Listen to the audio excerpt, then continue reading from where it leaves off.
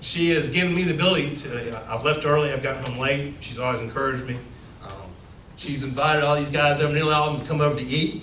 The other two were invited, it wasn't my fault, but she made sure I fed them. She sent home leftovers to feed them.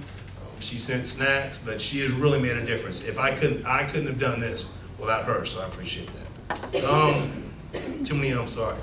To the families of the recruits and the support, it means a lot, it really does. And as these guys get into their career, they're gonna learn. You can't do this on your own. You've got to have a strong family behind you, so it means a lot. And then the recruits, whether it's, and you find out kindergarten kids come up with funny names like pistachio, cupcake.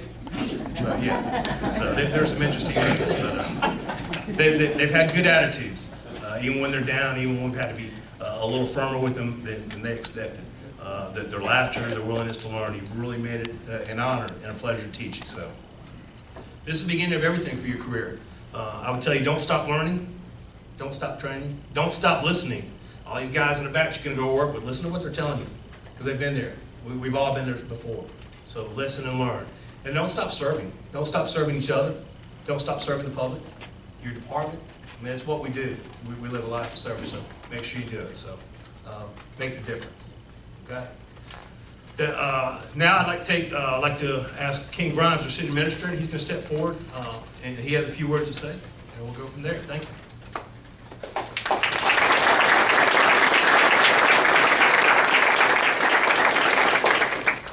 It's always a pleasure to be able to come to this event. This is one of the most special events that I truly appreciate.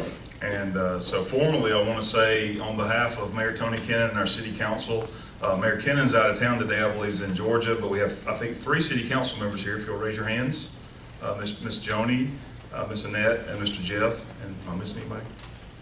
And I know we have a lot of folks that travel. We are truly blessed in a city that you hear all the thank yous for a program like this that is building the professional career and starting off with a whole lot of young people. And so normally I would say these young men and women. So from this point forward, I just want to say young men. Because in this particular class, we didn't have any females. But we have had females in other classes, and it always makes me happy to see that as well. One of the things that is so special about this particular graduation ceremony for you family members that are here is that in the 9.5 years that I've been able to be a part of the city in this particular role, watching a young person define a career at their age, and we talked about that a little bit earlier today, the oldest being 22 and I think the youngest being 18. I mean, these young men today have found something that just makes you smile because they know what's about to happen, and we talked about opportunities that's going to move forward from this day forward. Show of hands if you're family here with one of the recruits. Everyone with their hand raised, I just want to tell you, be happy, be proud of what they're about to accomplish. This is such a special thing, and we're just so proud for the city of Orange Beach being able to play a part. It's always such a special time as a welcome to welcome you not only to our city, but to welcome so many other guests from the fire world. And just looking around the room, I know Kevin has mentioned so many of them, and I'm not going to take away from what Chief Pierce will add to that, but that is a special place, and Orange Beach wants to continue to train young people to be the best that they can. A couple of funny stories I just want y'all to know for you families. I learned over the last several weeks, I would notice in the afternoons that there was sort of this smiles and giggles kind of happening around places like City Hall and community development, and I kept thinking, what happens in the afternoon that I'm missing here? Well, what was happening, they were out running, and they ran around City Hall and around community development in their shorts and their t-shirts, and they're nice looking guys. We got a lot of females that work around the offices, and they were just sort of getting happier, and the motivation and their spirits became lifted, and I was like, so finally one of the nice ladies in one of the offices said, it's 4 o'clock, let's go. And I was like, what am I missing? And so everybody went sort of the front windows. And I watched them, and they were carrying ladders. And we have very different heights, and some could reach the ladder, some couldn't. And I'd watch them carrying things from below, but these guys were sweating. And I'll just say one in particular, I'm proud of the 15 pounds he's lost because he's a lean, mean machine today, but he was always the sweatiest. I could relate to that very well, Trey. A lot of other funny stories, but just the fact that these guys have carried forth, and one of the unique things that they do, I'll give you an example, at Halloween, Christian Life works with the Wharf, and thousands of people show up for the trunk or treat in our community, and it makes a safe family environment. And the fire truck came, and so they were talking about how they hustled to get on the fire truck because they wanted to ride and be a part of the truck that particular night. Well, my family, we're dressed as Beauty and the Beast, so here comes the Beast with the whole costume, and until they saw my daughter, nobody knew who I was, but they were taking pictures, and we've got an awesome picture with the Beast. And it's the example of giving above and beyond because of what the community expects of fire and policemen. And that's what we're training with these young men and women.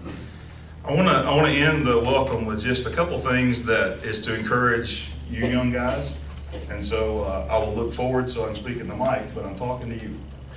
You know, there's a couple of points that I want to narrow, just 4 simple points that if you'll follow these, I absolutely believe in my heart that you will have great success and you have a great life ahead. First thing is to be strong, physically, emotionally, spiritually. Find that strength. Never stop training. Find the strength for battle. Find the strength for performance. Fight for the right. Fight for what's good and serve others. So be strong in all that you do. Be courageous is the second thing. Be confident in your abilities. Be willing and prepared to take the step into the unknown and the situation at hand. We talked earlier about the fact that as a fireman, you see the good, the bad, the very bad, and the very ugly. And unfortunately, in a career like a fire service, you see things that you probably never forget, but you want to, but they're here to help every one of us. And those are the situations of life and death and why we're not promised tomorrow. Do not be afraid. Never be afraid. Never fear, never worry. Don't despair over the little things or the big things in life. Seek the truth and wisdom in all that you pursue. But just never be afraid. Have confidence in what you stand for and why you're there. And the last is do not be discouraged.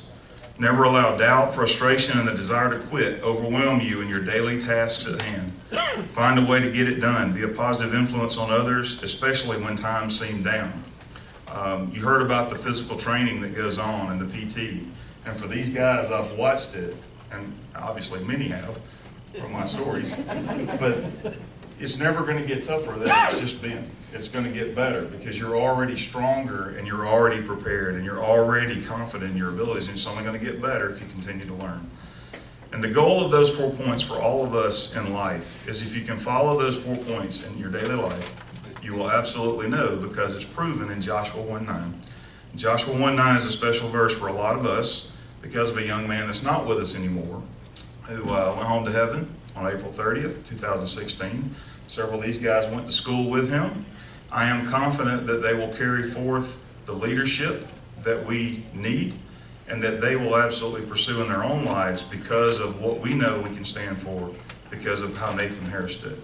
And it's just one of those things in our community. It gives me great pleasure to know these guys have come from that same mold and they're going to move in that direction for all of us in the future. On behalf of the City of Orange Beach, thank you for being here and thank you for celebrating with us.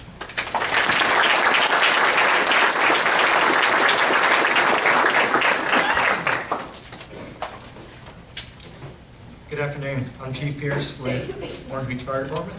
I want to thank you guys for coming and sharing this special day with these graduating class of firefighters. I'd like to recognize the mayor and council for their support. And in attendance today, we have Ms. Joni Blaylock, we have Jeff Silvers, and Ms. Annette Mitchell. There she is. And then, of course, you guys just met City Administrator Ken Grimes. From the Fire College, we have Director Matt Russell and Chief Joey Darby, which represents the commission. Thank you guys for making it down here. Chief Darby is also the fire chief of Foley Fire Department, and we have Chief Laidmore in attendance as well. We have a pretty special treat. We have two of our first two fire chiefs. We've got Mickey Robinson here on the front row, and we've got Chief Warney Howard standing in the back. Thank you guys for the foundation, as Chief Lanford said. Also, we have some other retired firefighters from around our area. We've got Lieutenant Todd Posey in the back. He's got a nice little beard now, so you can definitely tell he's retired. We've got Mike Costco from Philadelphia. We've got, I think we got a Mike Kimmerling here as well, which is retired chief from Illinois. So we've got some pretty good support here. I've had the pleasure of watching this group transform from 10 individuals to a very tight-knit unit. It's been amazing to see this.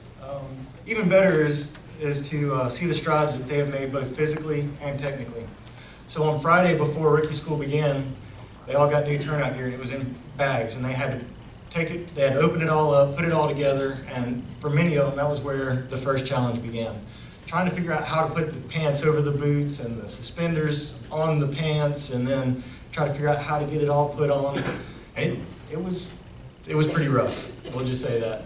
And but now today, they can put all their turnout gear on properly, proficiently, and do it in under 60 seconds. So that's just one small example of the strides that they've made.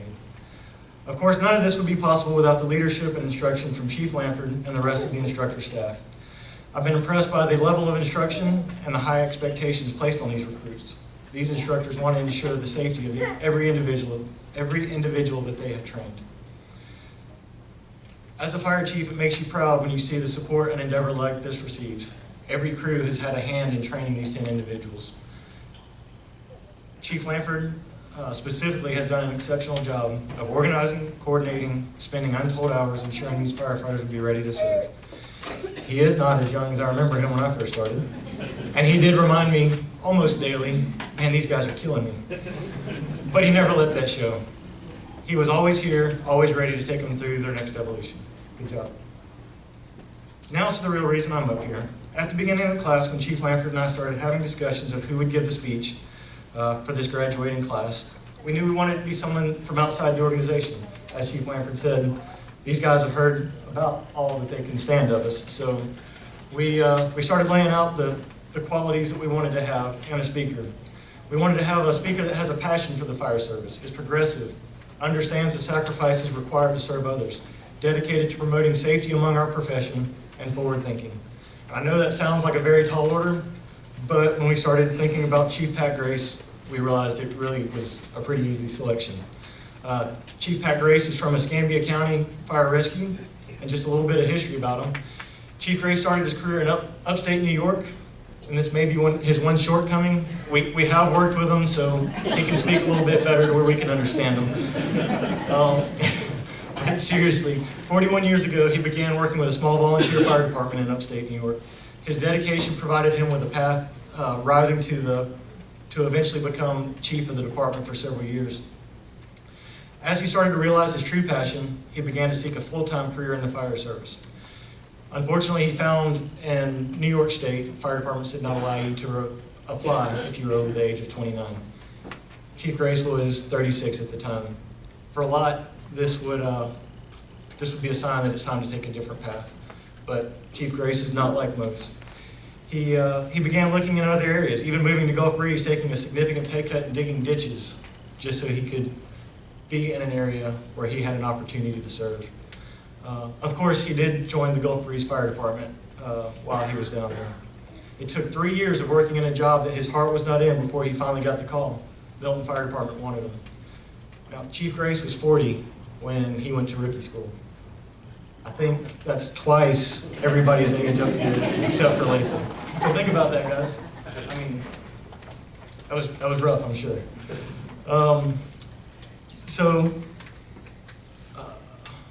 While working for the Milton Fire Department, he also rose to the rank of lieutenant and captain. In 2001, when Escambia County started expanding their department, Chief Grace was hired as a battalion chief. He has been instrumental in the strength and growth of the department. Escambia County started in 2000 with 36 daytime firefighters. Currently, there are now 182 career firefighters and 126 volunteer firefighters under his command. It's pretty significant growth in such a short period of time.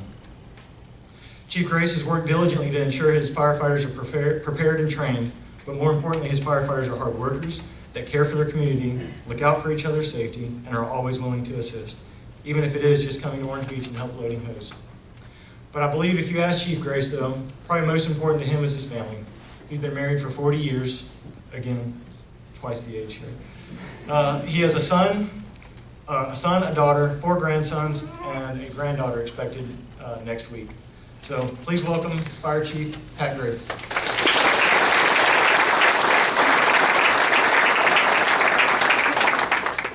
Thank you.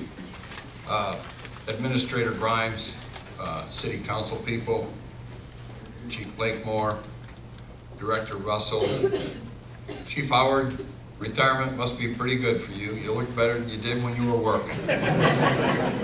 Good for you. Good afternoon, candidates, your families. This is a great crowd for only 10 graduates. I went through the Fire Academy in a class of 33, and I don't think we had this many people in the audience, so on a weekday. Very impressive. Thank you for affording me the honor to speak to your Academy graduating class. With age comes wisdom. Our parish priest is 75 years old, and he recently told me in private that although it took him a long time to figure it out, no one wants to listen to anyone speak for more than 10 minutes. I intend to do my best in that regard. I'm going to go off the reservation a little bit here and just tell you guys, when I went through the Fire Academy, it was important for personal safety. But today, it's human resources safety.